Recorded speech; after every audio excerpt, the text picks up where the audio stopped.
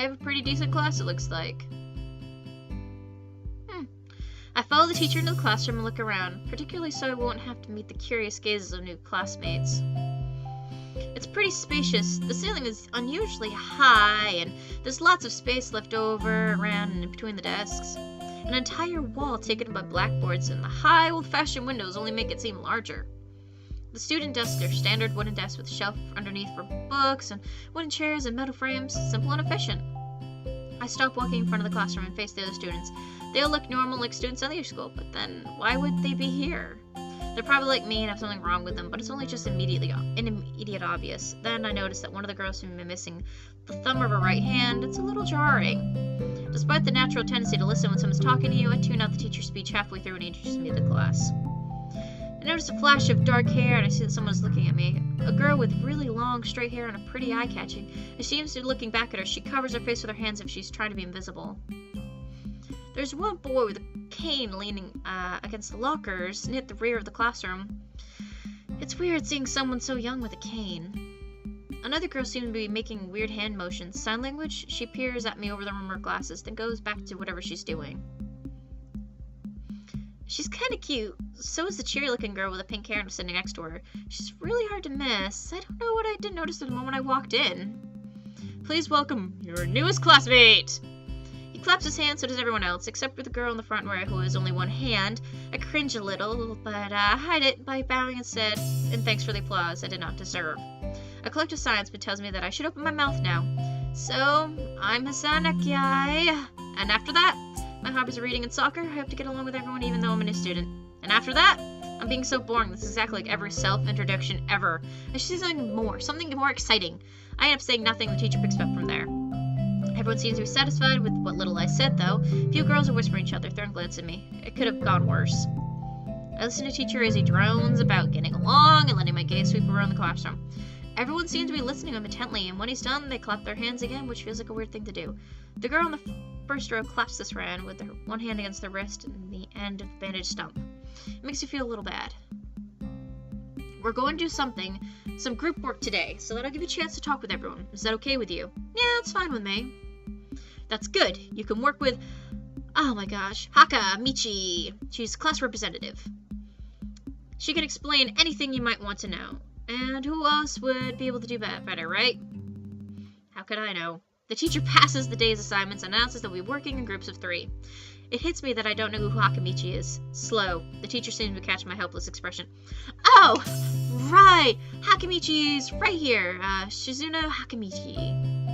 He calls out her name. The cute, bubbly-looking girl with bright pink hair and gold eyes waves her hand at me. I take the seat next to her by the window. Hey, I guess you're Hakamichi, right? It's nice to meet you. What? I'm caught off guard by her laughter. It's nice to meet you too, but I'm not Hakamichi. I'm Misha. This is Hakamichi. Shi-chan! Giggling, Misha points to the girl next to her, the one I saw using sign language before. It looks like she's been staring at me this whole time. She nods once nonchalantly to show that she acknowledged my presence, but only barely. She has short yet carefully neatly brushed hair, a pair of oval-shaped glasses, balanced on the tip of dainty nose, and dark blue eyes that seem to alternate a few seconds between analytical and slightly bored. It's nice to meet you. She immediately looks at Misha, who smiles and makes a few gestures with her hands. Hakamichi nods, and after a few adjusts, makes a few of her own. I start to wonder if the teacher is messing with me, saying that you'll be able to talk to these people, and who better to explain things to you? I could see you're a little confused, right? But I understand why you would think I was Shi-chan. Shi-chan is deaf, so I'm the person who translates things back and forth for her. I'm like an interpreter. She says it's nice to meet you too. You're the new student, aren't you? Well, Shi-chan, of course he is. If he wasn't, he would have been standing up for no reason, right? Right? He seems like a very interesting person, doesn't he? We knew there was going to be a new student, but we didn't know who it would be today. So soon! He-chan, right? He-chan? Yep! It fits, right? Did I say that out loud? It was just a surprise. I've never liked that nickname. I don't really see how. It fits! You just look like I imagined. I love the girl with the glasses. You look just like Hee-chan. I wonder why everyone seems to think so.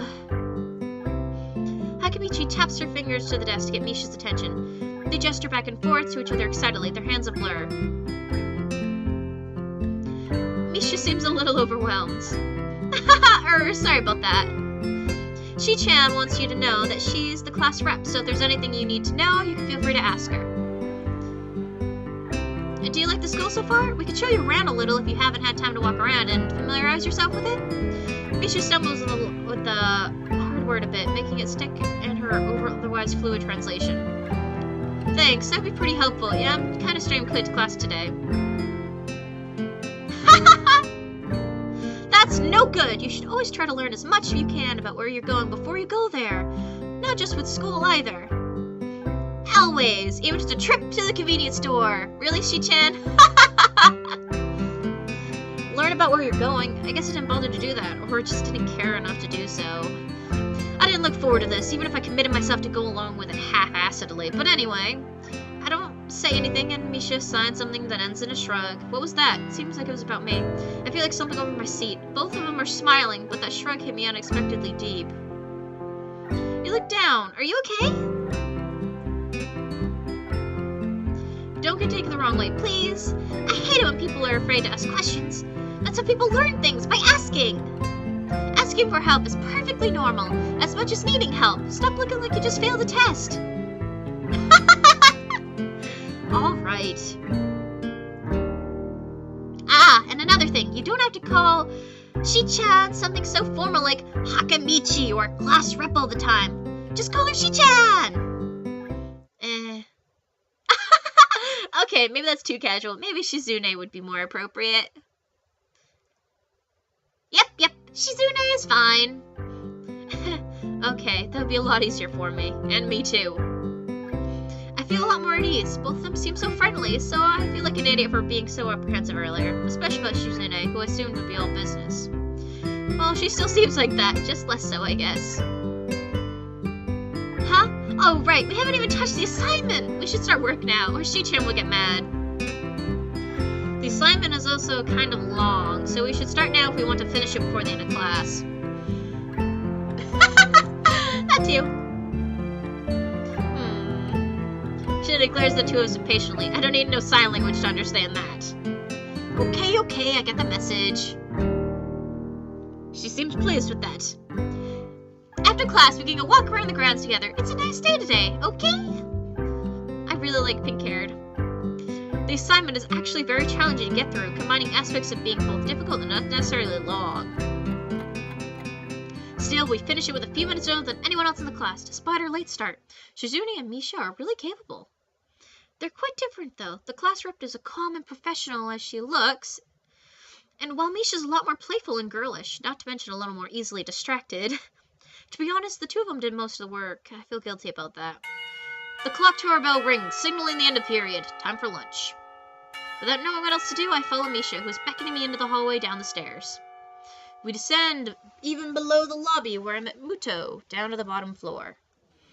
Just like everything in the school, the cafeteria seems too spacious and oddly modern in contrast to the classic exterior. Its big windows open to the courtyard towards the main gate.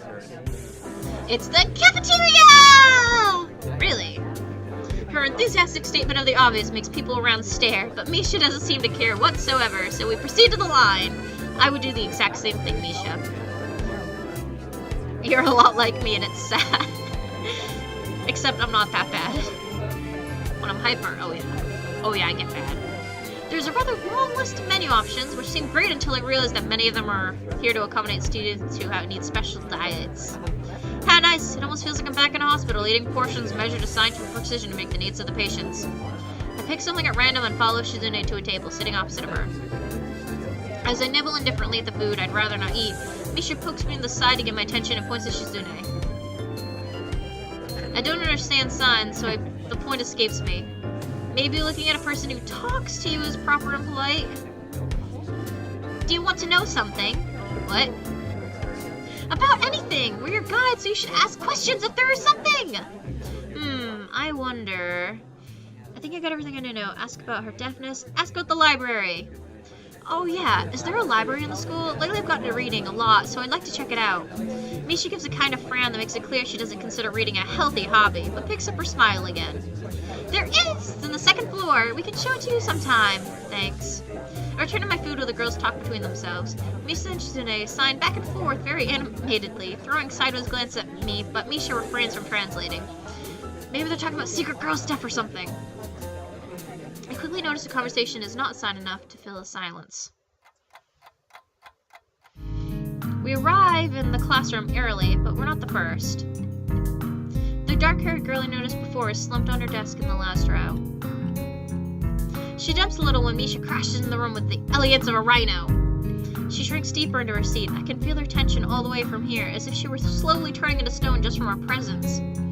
Misha and Sune either don't notice it or don't mind it, as they walk directly past her to their seats and begin to converse. I'm left wondering about her, even when the classroom slowly fills with other students, and finally the teacher. I like her. She looks like her face has been burned. Getting into the rhythm of school feels strange. It's as if my brain remembers how this is done, but my body doesn't. Towards the end of class, I start yawning and counting the minutes left. I shouldn't be tired of my first day of school. Maybe it's a long time spent in the hospital made me like this. I'm even feeling physically weak and lifeless. Before long, the final bell rings. School is finally over for the day. Beside me, Misha and Suzune are having a sort of conversation. After a bit of deliberation, Misha turns to me. Unfortunately, we can't stay and show you around today, Hee-chan. We've got to hurry already, since there's a lot of work for us to do. You'll find your way around here, I'm sure of it. Ah, wait, the teacher said I have to see a nurse. Where do I have to go? Is that so? Oh, wrong button. We can really show you that much. Come on, the nurses have their own buildings, so we have to go outside.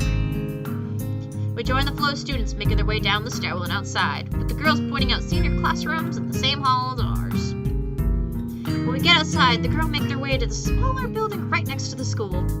It's built in the same style, so it looks like it's actually part of the main building. This is the auxiliary building here. There's a lot of official, important stuff inside, like the Yamako Foundation office and the nurse office. They even have a swimming pool. How is that official? Don't be silly, Hee-chan. It's for physical therapy, of course. Anyway, all nursing staff facilities are in there too. The head nurse office is on the first floor. You'll be fine from here, right? We'll be going then. See you tomorrow! Yeah, thanks. Bye. Wave. A whole lot of building for stuff that has nothing to do with actual education. I guess it's necessary for a place like this. I walk in, hoping this really is the only quick visit like a teacher said. On a white door on the left with a green cross, the text read, Head Nurse, and as a nameplate. A voice from the inside responds to my knock almost immediately, but I can't quite make it out. It sounded a little bit like an invitation to open the door, so I invite myself in further. The room is not large, and it smells strange. A friendly-looking man turns around in his office chair as I face me as I enter. Blah. Sorry. My arm's going numb. His desk is neat and tidy, but the bedroom table is overflowing with used medical utensils, and there's at least a dozen coffee cup rings lingering on the desk. Hello there. What can I do for you today?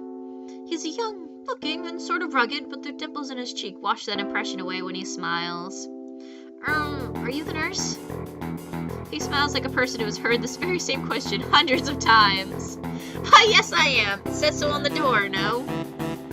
You can call me by my name or just the nurse, like everyone else. Of course, it shake off my confusion, realizing I probably shouldn't grab his extended hand. His handshake is rather firm and friendly. Right. I'm a new student, and my homeroom teacher told me to come and meet you. My name is Hisao Nakai. His eyes light up with revelation. He snaps his fingers. Oh, you're that, Nakai! I was just reading your file in the morning. Some kind of chronic arrhythmia-related congenital heart muscle deficiency, right? He gestures for me to sit down in the vacant armchair in the front of the desk. Yeah. Good. Well, you've probably been briefed about the school enough, so I'll just get over this quickly. We have all kinds of facilities available, mostly physical therapy and such. There's always someone from my staff around, even at night, so never hesitate to call us if there's a problem. The famous 24-hour nursing staff. Wow, this is like a hospital. Well, not exactly. For instance, we don't do brain surgery here. I love this guy. His joke feels so out of place, I'm left thinking why he even said it. Yeah, just that it's really weird to have so many medical people at a school. You'll get used to it. I'm not so sure of that myself, but I don't let the nurse know it. Now, let me find your file again. While he searches for something with his computer and shuffles stacks of papers around, and let me gaze wander the room. It is the epitome of generic, I'd say. Beige walls and ceiling, dark laminated flooring, and the equipment you'd expect from a school nurse's office. Even the ridiculous educational posters are hanging on the full 4 walls, reminding me to eat properly 3 times a day and from all the food groups. Those good posters. Smiling, the nurse draws a thick file from a stack of similarly thick files and opens it. So, you already have medication for the arrhythmia. Just remember to take your pills every morning and evening, or it won't help much. Apart from that, do you do any sport, rash, stuff like, I don't know, boxing? His grin is his own joke, but I don't. Well, I played soccer occasionally with some classmates. Alright, so I'm afraid I'm going to have to recommend you refrain from doing that, at least for the time being. Oh. My lack of reaction makes him raise an eyebrow, but really, it's not too bothered by him forbidding me to kick a ball around. I guess I never did it out of burning passion for the sport, just have something to do. Any kind of concussion might be very dangerous to your heart, and risk another attack is not a good idea. Was the previous one caused by sudden consciousness to the concussion to the chest area? There's no mention of the cause in your papers. Not exactly. I sidestepped the question acceptably and he glanced at me over his papers with a more serious expression on his face. Still, you need to keep your body healthy, so some exercise would do you good. We have physical therapy and such available, as I said, but I don't nearly need to such heavy measures. Just get some light exercise regularly. Brisk walks or even light jogging, jumping rope, that sort of thing. Swimming maybe? There's a pool here. So I was told. You were? Very good. At any rate, I'm sure you've been told this before. You just need to take care not to overexert yourself. He wags his finger to emphasize his point. No need, really. I've heard this 1,000 times already. Absolutely no unnecessary risks. Take care of yourself. Okay. He goes over my papers one more time and sets them on the desk, obviously content. Good, that's it. Then come meet me if you ever need something. I'm ushered out before I even realize it. Quick visit indeed. I end up standing in front of the main building and the auxiliary building, although with my eyes they still look one and the same. It's the real first look I get at the other students. So I people watch. Everyone seems to know where they're going. I don't. And I still keep thinking that most of them don't look too special for being students at the school. For special people! Then again, neither do I. Does that make me one of them? One of us? I should go somewhere too to prevent me from getting lost. It's around dinner time, but I feel tired instead of hungry. The weariness in me only grows as I trudge towards the dorms. I set a little way apart from the main building complex. There's a garden of sorts between the school and the dorms, shrubbery, flowers, and overbearing smell of fresh cut grass that fills the atmosphere. It dawns on my tired mind that the smell feels novel because I haven't been outside in all that long. The dorm building is big and made of red brick. Like the others, it feels way too pompous for what it is, so I push forward, going inside. It takes more time than necessary to fish out the key I was given from my pocket. Room 119. Despite the ornate exterior, the inside of the dorm is fairly new, functional, and boring. Just like the main building, the halls and floors are wide to accommodate wheelchairs. The same goes for the elevator at the end of the hallways. I poke my head around the corner of the common room door.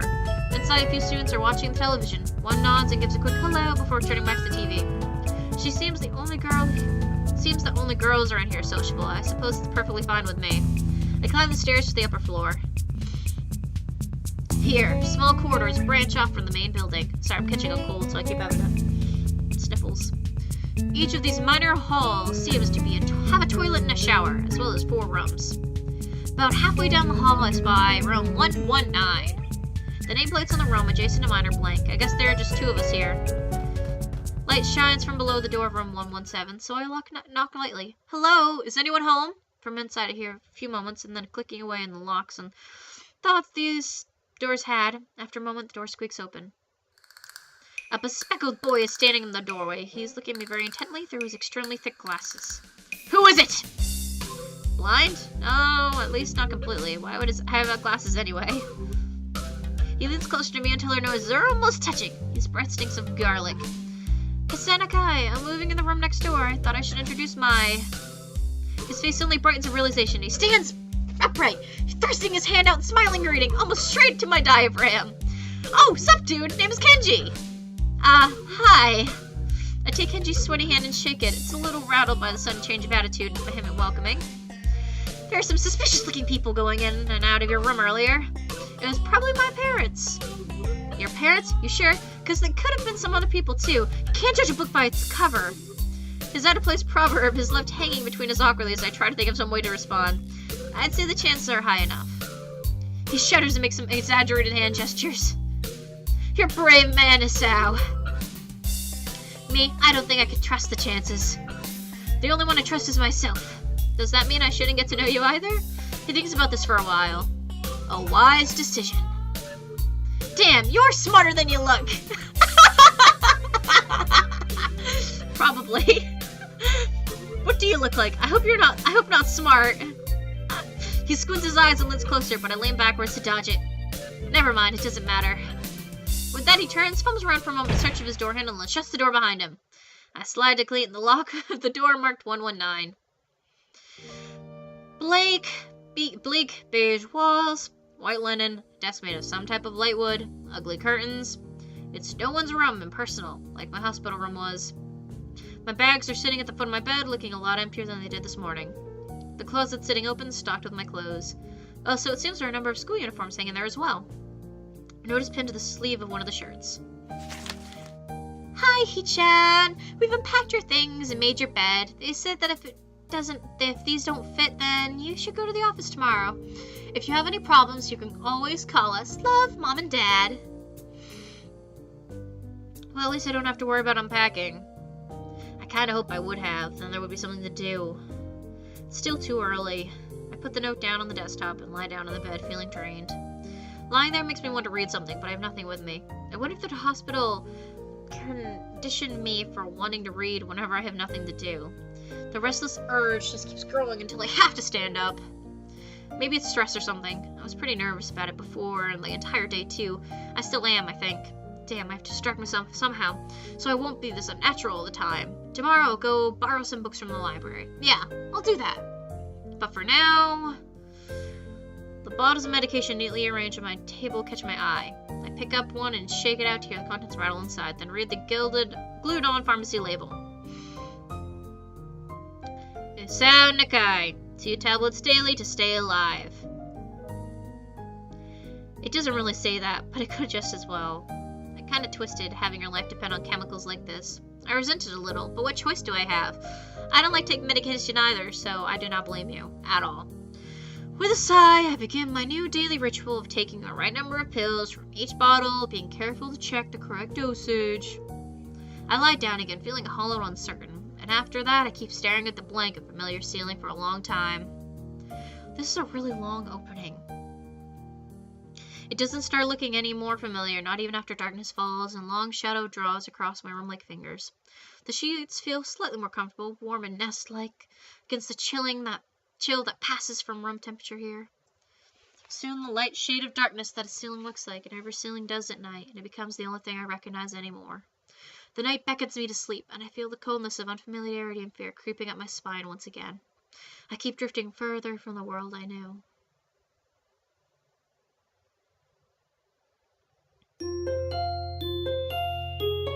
And that was the intro to Katawa Shoujo.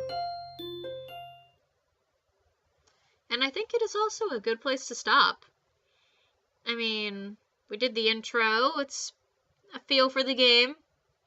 I don't know if I think it's, you just make decisions. There's no stats or anything. It's not one of those games. You wake up in a strange room that happens to be your room. It's pretty weird, I know. I get that all the time. Anyway, thank you for watching. I hope you enjoyed this little part. I considered doing the whole act, but it's been like 46 minutes, and we've just gone to this point. So we got through the whole first day, and you kind of got a feel for it. It has a really good concept. I'm probably going to keep playing by myself. I'll let you know who I get in this dating sim thing. The story seems pretty good. The guy's incredibly dramatic. I love all the crazy characters, and I'm really interested to meet the other ones. I really want to meet the girl with the burnt face. She seems pretty adorable. Like in a really shy kind of way. and I want to get to know her. Any hoodle, I hope you have an amazing evening, morning, nighttime thing, and I will see you around with something else some other time.